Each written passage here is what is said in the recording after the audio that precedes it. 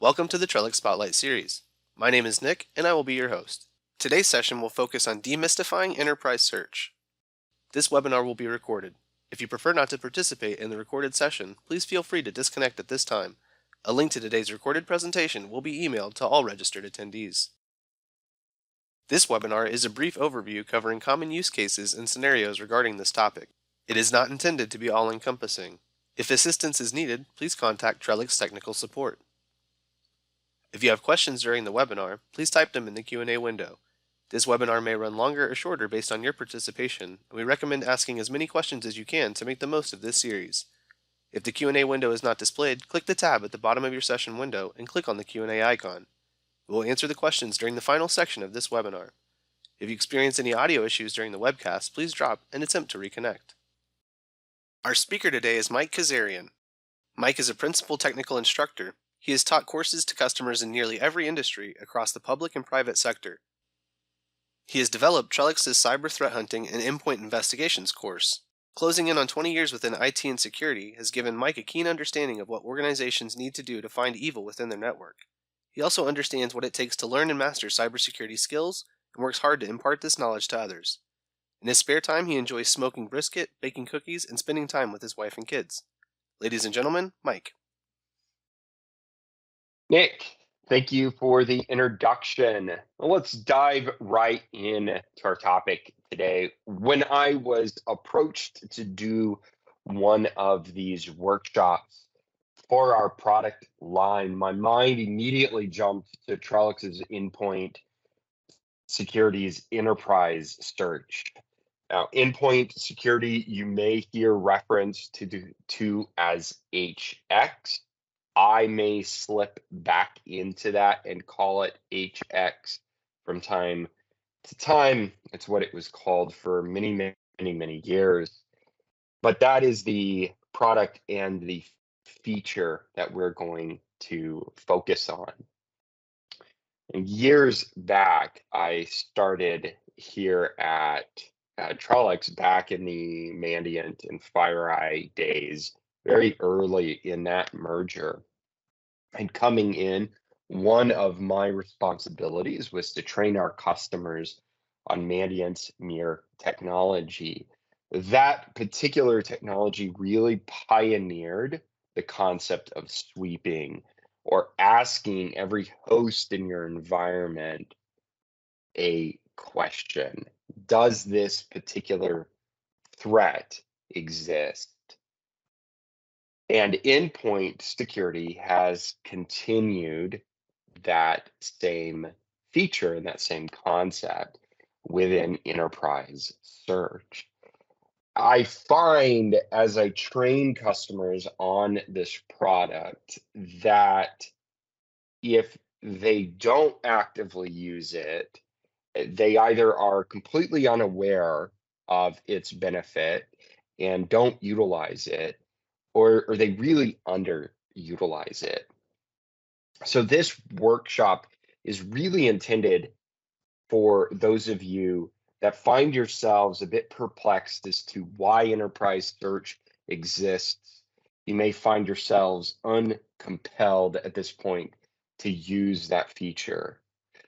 I'm here to demystify this for you and show you why this is definitely something you want to be actively using. So let's start with the purpose of enterprise search. It allows you, as I mentioned, to search all host endpoints in your enterprise for a specific threat or specific threat indicators. As we dive into this, it would be a good idea for us to review some of the HX or the endpoint security components. It is comprised of both an agent as well as a server, and the agents with that server. They will also create a file on the host comprised of the data that you see here as the agent sees files being created or network connections being made, it will record that data. So keep that in mind as we dive into enterprise search. So as promised, why should you use this? What are some compelling reasons for it? Well, incident response and cyber threat hunting are two very compelling use cases. Within each of these, I've identified a few examples to get your mind going as to what you could be looking for in your environment. Let's start with incident response. During an incident, you may identify a malicious file on a host. And because of your investigation, you've keyed in that this is a malicious file. Perhaps there's no other alert indicating it, but you can tell. You can tell through your research, you can tell because you've put it through a binary analysis and it has come back as malicious. And you know that this file is malicious. Now you can leverage enterprise search to look for the MD5 of that file throughout your environment. You can also, for example, search for certain file types. Perhaps you know that the threat actor has been leaving executable files in the user's folder. So you could search for this, executables within the C users folder. Maybe you saw a binary connect out to the threat actor's C2 server, and you now want to search your environment to see what other systems have connected to it. That can be handled as well. And finally, we can look for lateral movement as we identify a system that has been compromised within our environment. We can leverage its IP to see other systems that may have received a connection from it.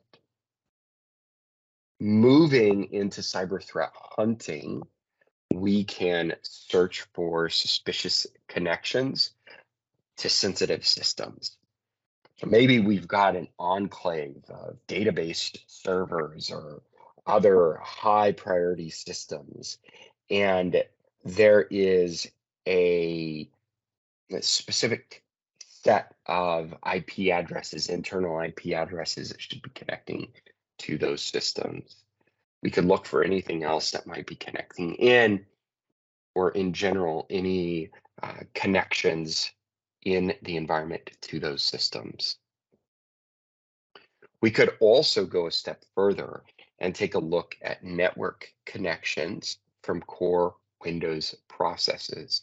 We can craft a list of system processes and then look at the IP addresses that they are connecting to.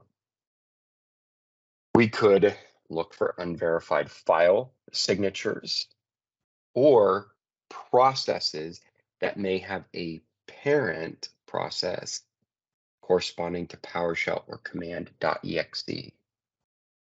This is a very brief overview of some examples, and my hope is that you'll utilize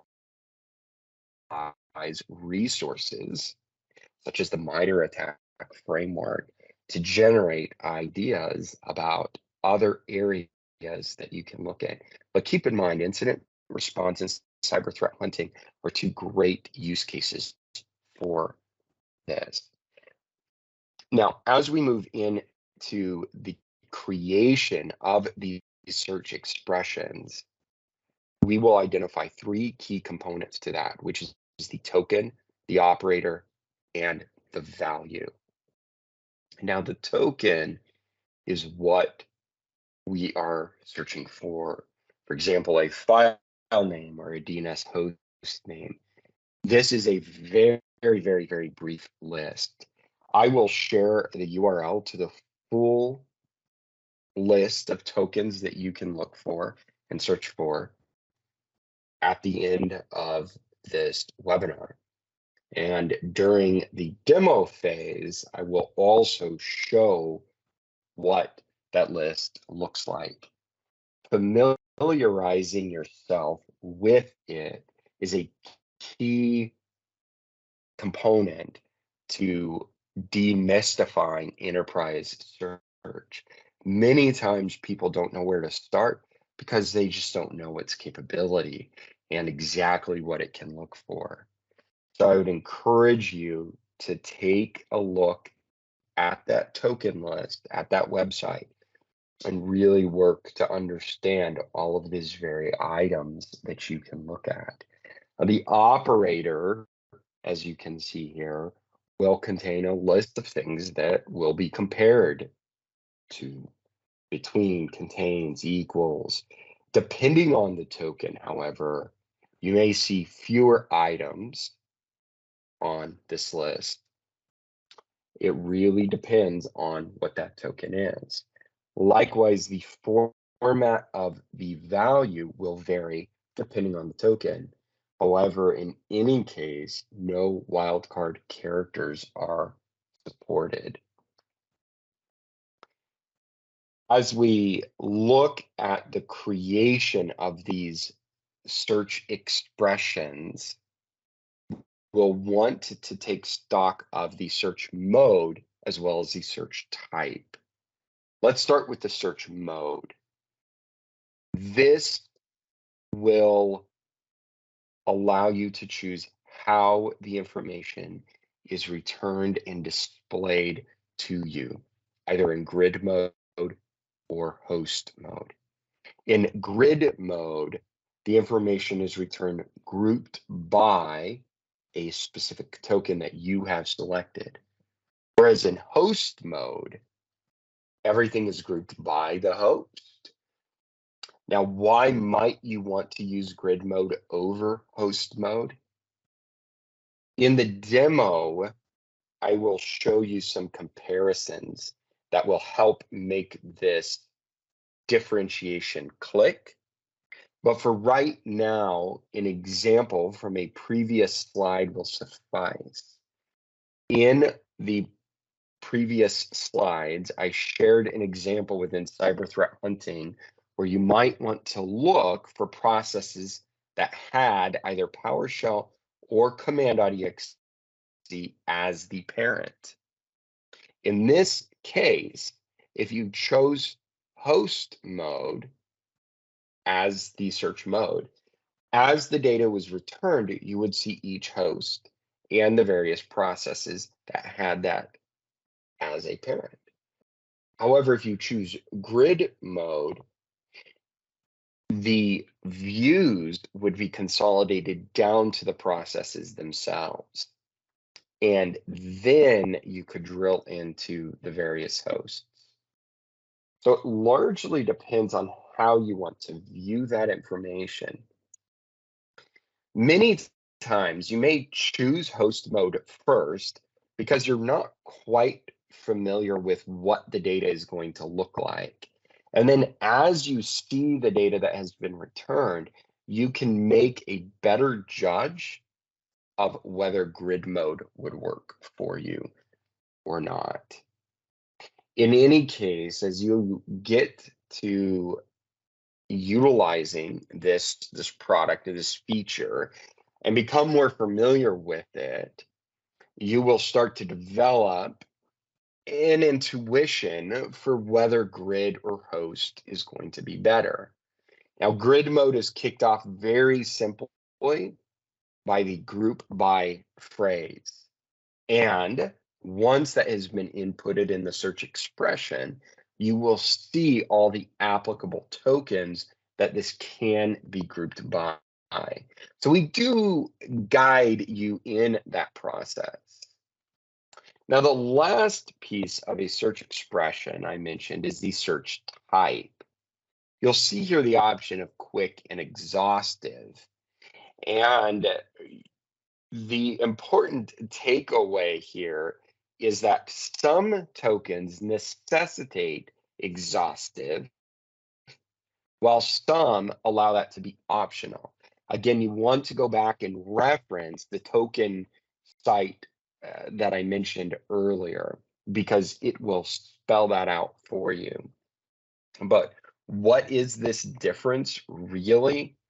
If you recall back to the endpoint security component slide, several slides back, you'll recall that I said that the agents create a file, an agent event cache, and you'll recall, if you will, that chart, that donut chart there.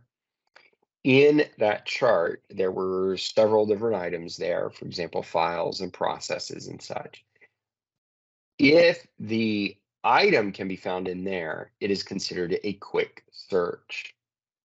Because the data set is quite limited and we can easily query it, those results will come back incredibly fast. Exhaustive means that instead of interrogating that file, the agent is interrogating the operating system itself. There are instances where this is necessary. For example, you're trying to search the scheduled tasks or the event viewer. However, optional instances come up when you're looking within a process list or the file system or even the registry. In those cases, exhaustive would be more thorough and would look at the current state of the system, whereas quick would really tell you if it had ever been there, but only at the point of time of the agent install. So those are the two big differences with that. Now, we're about ready to look at the results, but we should really talk about limitations. Understandations will set your expectation for how to craft a search expression, as well as what to expect when reviewing the data. And we have three basic limits on searches, conditions, and results. By default, you will have 10 defined searches, with 5 of those being concurrent. Now you see here on the screen, though, I have 15 and 15. That's because we can increase that via the command line. And I will show you how to do that in the demo. I highly encourage that. This means that after you type those commands in, you can have 15 defined searches, with 15 of those being concurrent. You can only have a max of 25 conditions. That's quite a lot. I'm struggling to think of the most I have done. It might be right around 10 at the absolute most. 25 would be a considerable amount. If you're butting up a number, you may want to reevaluate what you're trying to search for, or how you're trying to articulate that. And then for results, we will see a max of 1,000 rows that are going to be displayed within the UI. Now, this is 1,000 rows if you are searching in grid mode. In host mode, it would be 1,000 hosts. However, it is all available within the CSV. Each search will have the results viewable in the web UI, as well as the ability to download a CSV. With all of this discussed, we are now ready to delve into the results. Let's look at what they look like and how we can review them. I'm going to step you through a deeper dive to this in a moment, live with our demo that we're going to do. And that will help clear up some of the navigation. You can see, based on the numbers at the top of the screen here, that I have expanded the total searches as well as the concurrent searches on this system. Each of the systems you have will be found in a summary view. By selecting them, you will be able to see everything in its entirety. Again, up to 1,000 rows, as I mentioned, but note the export matched right here will pull the CSV down.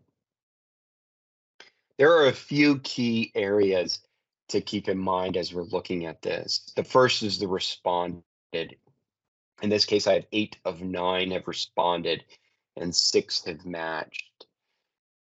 If you're searching your entire environment, you will likely not get 100% for the responded. There will be people that might be out of the office, they've shut their systems down, and several reasons along those lines as to why this may not be 100%. If you actively and aggressively pursue uptime on those agents and have a really good process for ensuring that the systems are up and responding, then you will close the gap on that responded percentage. Now, this also brings up a good point here that I mentioned if you're searching your entire environment. Enterprise search does give you the chance to search a smaller view of your environment through host sets. So you can stipulate the host set and search just those systems within that host set. If you have a finance group that you feel has been targeted and you're specifically only curious about those 50 systems, then you can create a host set of those 50 systems and search just those. In that instance, you may get 100% completion rate. As long as the search has not been stopped, if an individual has shut their system down and come back and turned it on, the system will check in and then respond. You are able to see those that have not responded, as well as those that did not match. Of course, in this case, we're more curious about the ones that have matched. We can see that. We can export it. There is somewhat that we can view within the web UI. However, exporting it may give us a more clear understanding of what we are looking at. There are 2 additional tabs that you may have as you search in your own environment. Those are not searched and error. Error is pretty self-explanatory. It would indicate that there was some kind of error in or on that system that prevented it from accurately or effectively or correctly executing that search. The not searched would signify that the systems in that list were not applicable in the overall enterprise search. Why might that be? Well, if you are looking for Windows event logs, an entry in there, or searching for something within the registry, and you have Mac as well as Linux systems, those are not going to be searched for the Windows event logs or the registry. And in those cases, they will be there within the not searched. We have spent quite a bit of time already in our presentation. It's time that we break out of the slides and take a look at what this looks like. So let's jump into a demo.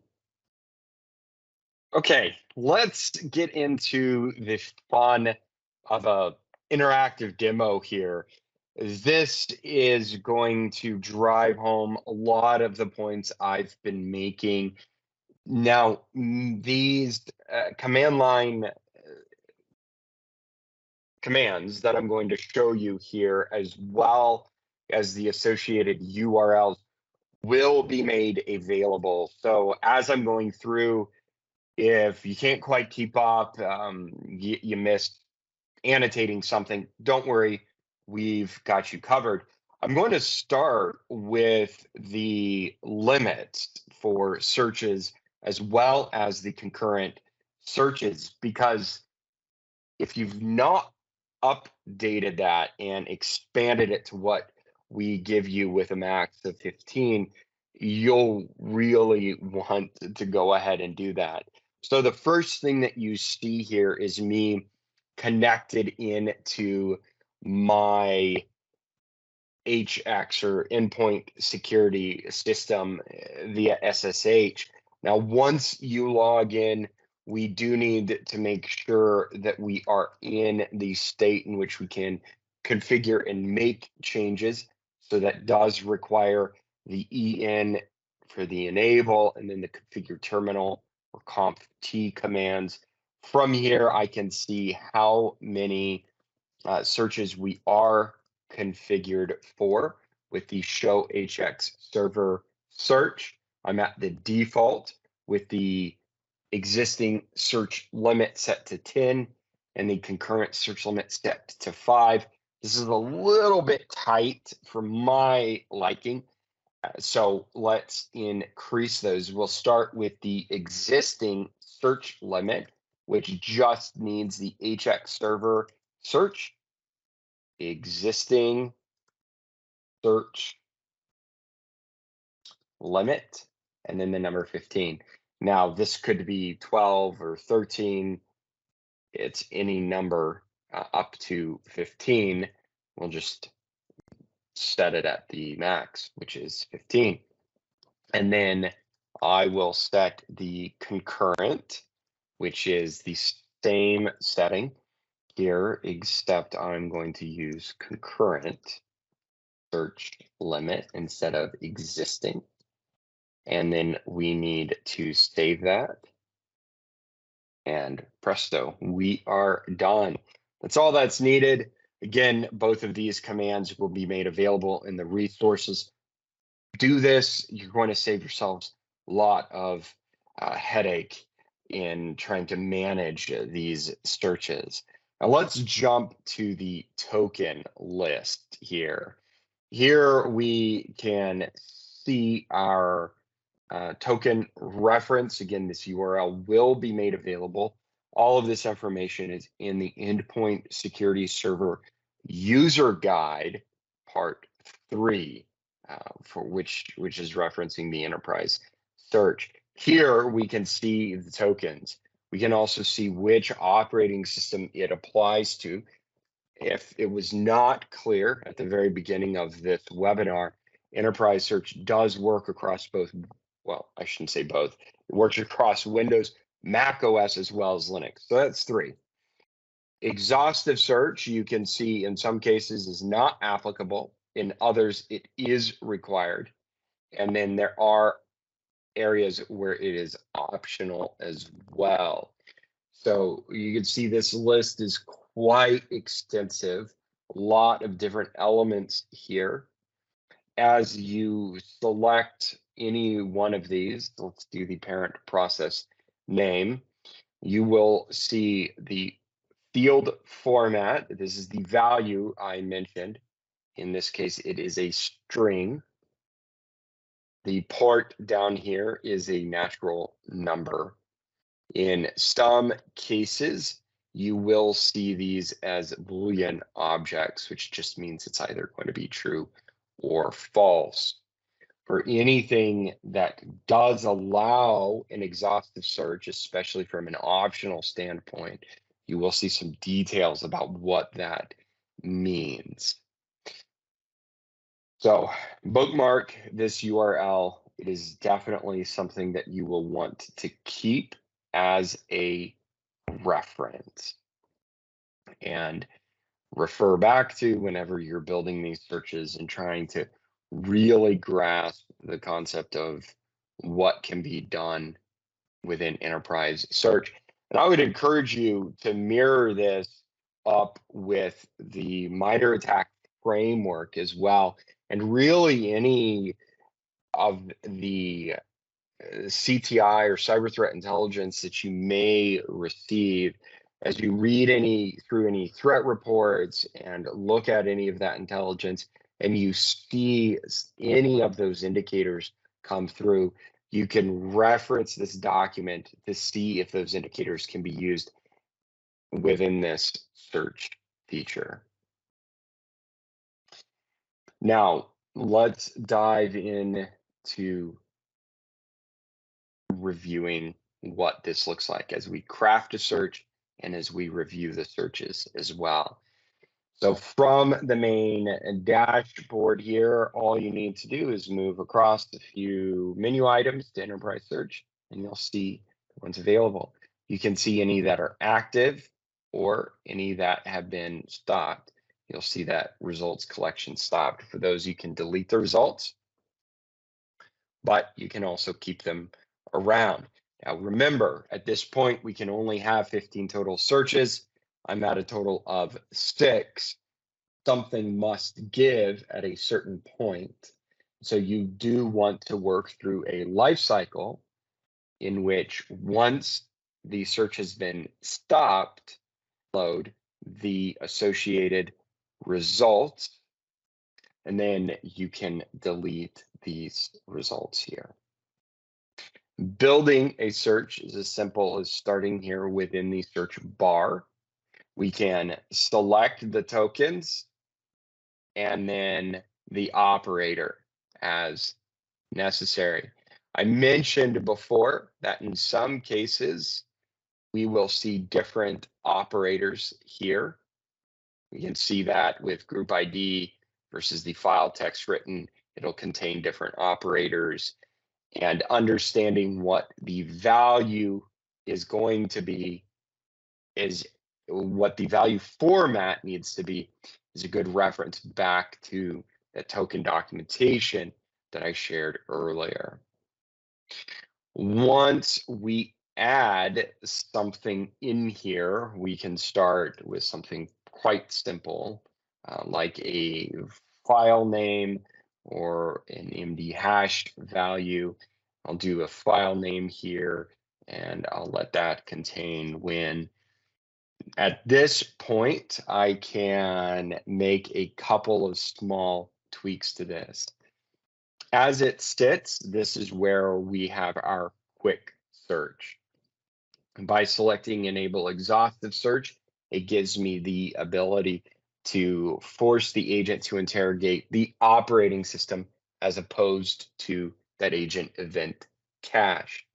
Again, please reference the documentation for each of these parameters to clearly understand what needs to be set or what could be set for these here.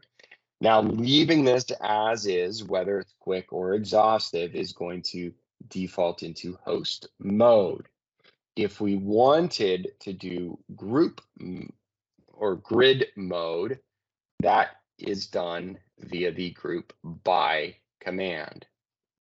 As I mentioned before, it is going to give you the different options, the different tokens that you can actually group by with this. So for a file name contains when, we can go through and group it by the hash value if we wanted. Once that's done, you'll get a little message saying no other field is allowed after this. One last thing in creating these is our host set. By default, this is going to search all of your hosts. But if you do want to narrow down what you're searching for, that's where the host set comes into play. You must already have created that host set prior to this point. So it does require a bit of forethought here, but keep in mind that you can certainly do that. So as I mentioned before, when you see the response rate through here, most of the time, this is going to be all host. Host set is equal to all hosts. And that's all of our searches in this example environment, it's everything with that particular host set. Moving into what the search results look like, all I need to do is select any one of these searches, and I'll see the results here. I can see matched and not matched, not responded. In this case, I mentioned prior that we would have a not searched as well as an error depending on the results of the search. In this current environment, I only have things that are in a Windows operating system, and so everything is going to be applicable for these.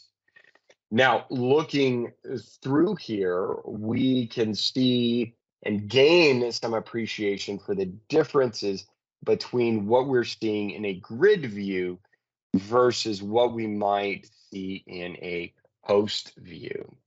Here, I have file signature verified is equal to false, and I've set this in a grid view for the full path. So we can see here, return the file full path.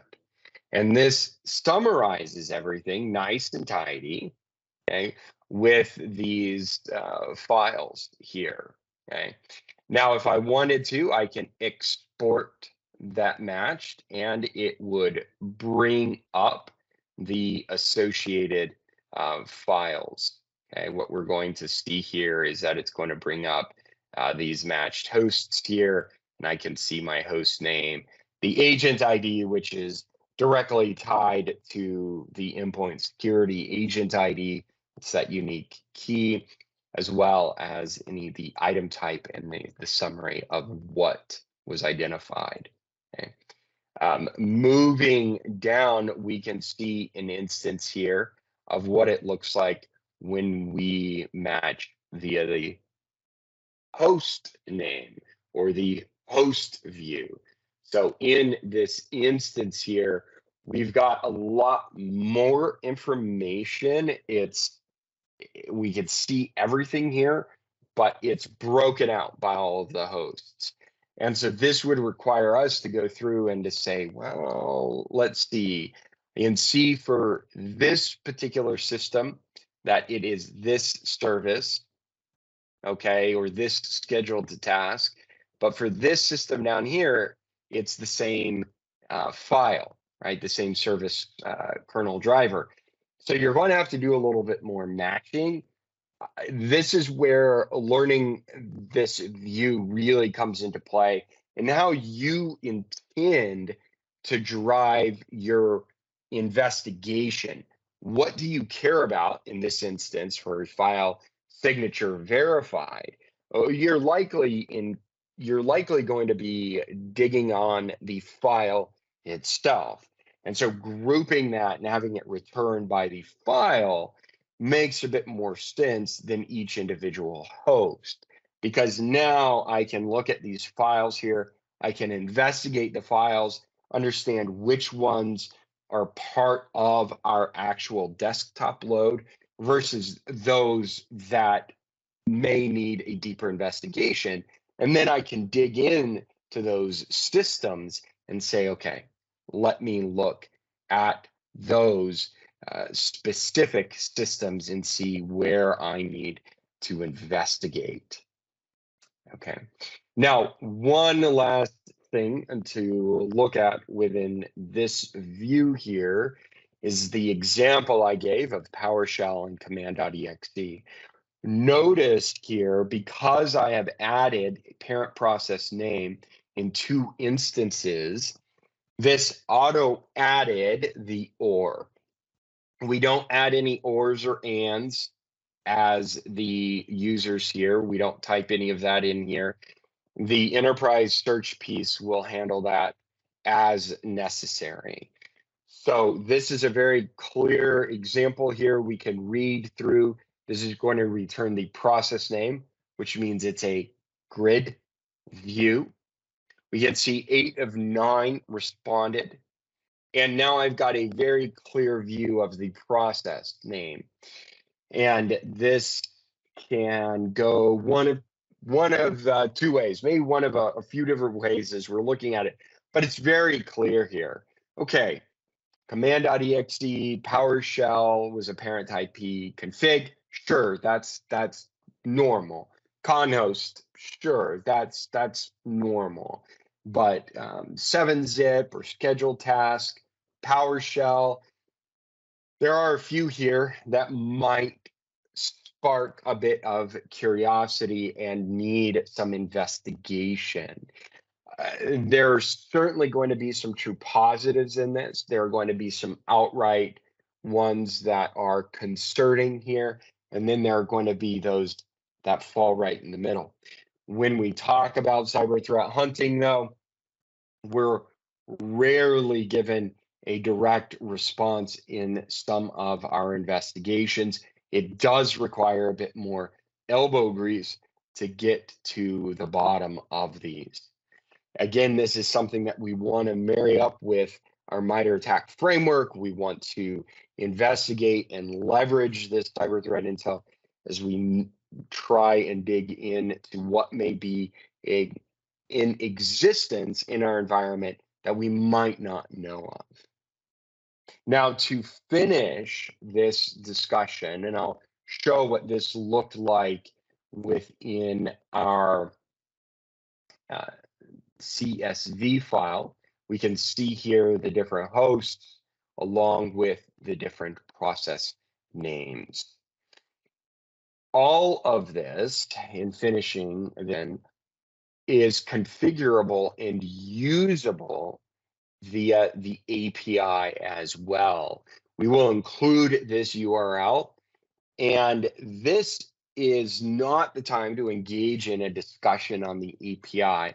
However, we will follow this webinar with another one that mirrors many of the things that I taught here, except I will now show it via the API. So it's not on the schedule yet, but it is to come. The API, if you can't wait, too impatient, the API can do everything that we talked about. You can create the searches. You can check the status of the search to see how far along it's going. You can stop a search, download the search results, as well as purge the searches. So the API becomes a very powerful way to engage with enterprise search, something that is really fantastic. So keep that in mind. If you're just getting started, by all means, you now have what you need to dive in and investigate using enterprise search. I hope this has demystified this feature, gotten you excited about using it, and giving you some great ideas to go into your environment and query and dig into what might be lurking in the shadows there. So thank you guys. Nick, I am passing this back to you now. Thanks, Mike. As a reminder for everyone, Trellix Education Services offers exceptional training to go along with our award-winning products. If you would like to learn more, please visit the website listed on your screen to see all of our offerings. Now let's get our Q&A session started. I see we have several questions, but it's not too late to add your question. Please type it in the Q&A window to submit. Additionally, take a moment to fill out the survey. Your feedback and suggestions are always appreciated.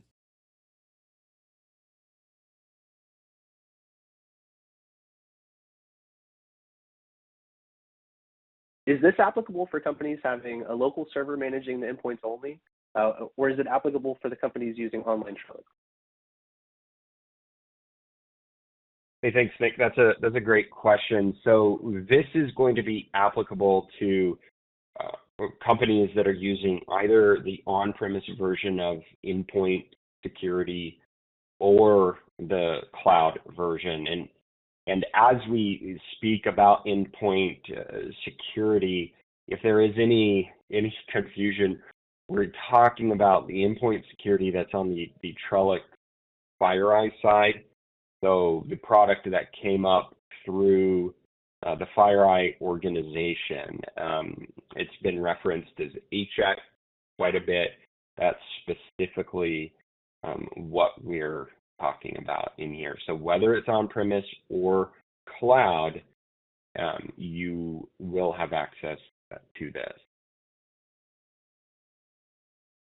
Got it. Okay, perfect. Thank you for that. Is enterprise search, or will enterprise search collect real-time data, or is it a historical report? Great question. This is going to collect current active data that is on the system. As I mentioned during the presentation, we've got both this quick and exhaustive search. The exhaustive forces a current look at the operating system, whereas the quick will investigate that agent event cache, which contains historical data. So it really just depends on how you are running that. Got it. Okay, perfect. Thank you for that one. We have Trellix EDR. Can you help us find the search that you were using during the presentation? Yes. So for the Trellix EDR, if you're referencing what has been branded Trellix Helix, then you would find this under the Configure Endpoints menu. That would take you to your cloud endpoint security system. Got it. Okay, perfect. Thank you for that one. Is it possible to take a remediation action post-search? No, any remediation action would need to be manually initiated. Got it. Okay, perfect. Thank you for that. How many days are in the cache for the search? That's a good question, one that we get asked a lot, and one that we generally give quite a wide buffer for. We're going to see, depending on the data collected, anything from potentially a few hours or a day up to several days. This cache initially starts at 120 megabytes, but you can set it within the policies to 500. Setting it at a larger size will help to increase that. We don't really have exact numbers though, because as that space is just used, it's a first in, first out. Got it. Okay, perfect. Thank you for that one. Do you expect any downsides when running enterprise search on an end user with malware protection and exploit protection enabled? Have you encountered any performance issues? So I've not seen any direct performance issues because of enterprise search. As mentioned, on the exhaustive side, there are quite a few additional configuration options that have the potential to cause performance issues. And I say that very cautiously. In general, there really aren't a lot of potential performance problems with that, but depending on how thorough your file system investigation might be, that is where you could have a potential issue with enterprise search. So that again is configurable though, and on exhaustive search, and would have to be manually manipulated for it to really cause any potential performance issue on that side. Got it. Okay, perfect. Thank you for that one. Will it be possible to integrate to SOAR to remediate using playbooks? At this point, that's not something that is possible, and I have not seen that on the roadmap either. I would encourage you to reach out to your account rep and see if they've got any other information. It's not a secret that Trellix has several big expected releases over the next year. We talked about it at Expand back in September of 2022. And with those releases, depending on customer feedback and desired expectations, I wouldn't necessarily rule it out, but I also have not seen that on the roadmap either. Got it. Okay, perfect. Thank you for that one. It looks like that's all the questions that we had for today's session. I want to thank everyone for joining today's webinar, and a big thank you to our presenter, Mike. As a reminder, a link to today's recorded presentation will be emailed to all registered attendees. This concludes today's webinar. Stay safe, everyone.